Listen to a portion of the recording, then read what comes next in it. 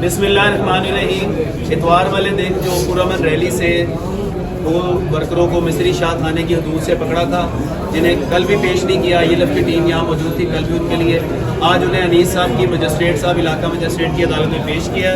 अल्हम्दुलिल्लाह वो लोग डिस्चार्ज हुए। इस मुकदमे की पैरवी किया मैं बिलाल मुस्तफा साहब ने, यहाँ पर मौजूद है राना यासीन साहब, ज़ुबैर इम्तियाज़ साहब, यूसुफ भाई साहब। मैं दरख्वास्त करूँगा कि इन्होंने इस सारे मुकदमे की पैरवी किया। मियाँ बिलाल मुस्तफा साहब वो बताएँ शिकायत।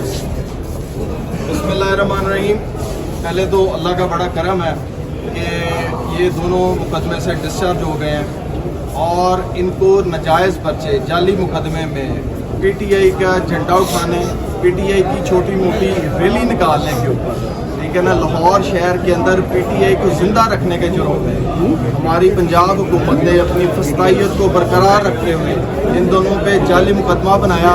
और अल्लाह के हुक्म से हमारी टीम ने, हमारे दोस्तों ने इरफान हसन साहब का खसूसी शुक्रिया, ज़ुबैर इम्तियाज़ का खसूसी शुक्रिया, यूसुफ भाई साहब का और राना यासीन साहब का, महमूना बुखारी साहिबा का बहुत शुक्रिया कि ये कल भी परसों भी रात आने से लेकर आज पेश होने और डिस्चार्ज होने तक ये लोग इन वर्कर्स इमरान अली और दिलदार अली के साथ रहे।